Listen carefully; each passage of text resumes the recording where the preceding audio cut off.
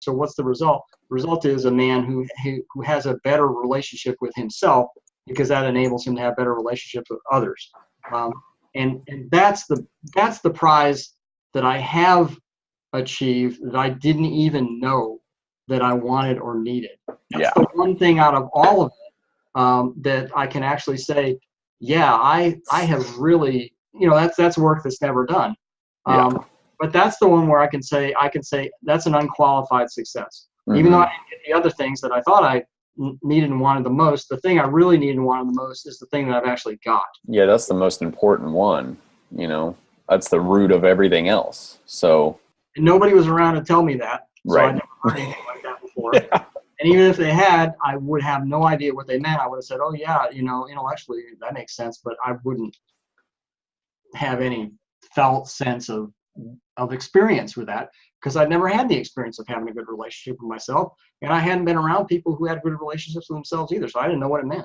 Yeah, exactly. Many people don't.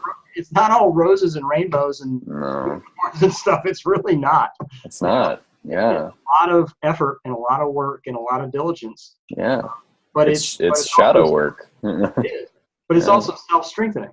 The more of it that you do, I don't have to think about the things that I put effort into now are, some of that set that I started with is still active. Mm-hmm. And I still have to be aware, and I still have to make an effort and kind of work at it. But a lot of the stuff from the original set that's just part of my it's part of my habitual existence now. Right. So I've reconditioned myself. And that's one of the things that I feel, is, I get these thoughts that come into my mind sometimes, and I write them down.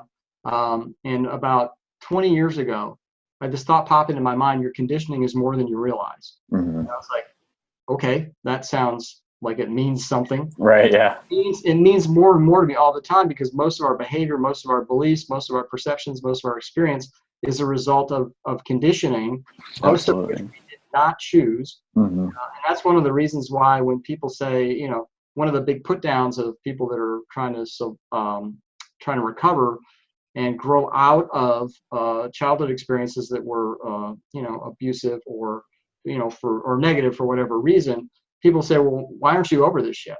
It's like, it's not a matter of making up your mind. It's not just a matter of crying enough. You have to do a lot of repatterning. You have to unravel conditioning and lay down new conditioning in its place. And it's a long process, and it requires a lot of commitment, and that's why a lot of people don't do it. I used to think, Sean, man, the first couple of years that I was in counseling, doing men's work and stuff, was like, everybody should do this. Why isn't everybody doing this? I know why everybody's not doing it now. It's fucking hard. It doesn't always reveal, the benefits don't always reveal themselves, like I said, in the ways that you expect. Right. And that can be very discouraging. I've gotten very discouraged a lot of times, and just said, I'm not even working this hard. I'm not getting the things that I wanted. Totally relate. Yeah. So now when I used to be very critical of people that didn't do their work, and now it's like I would prefer that more people did their work, but I understand why people don't. Yeah. Because sacrifices have to be made. I couldn't have done the work that I did if I had a family to raise. Right. There's just no way. Yeah. Nobody has that kind of bandwidth. Yeah. So it's, as I said, I think it'd be a much better world if people did.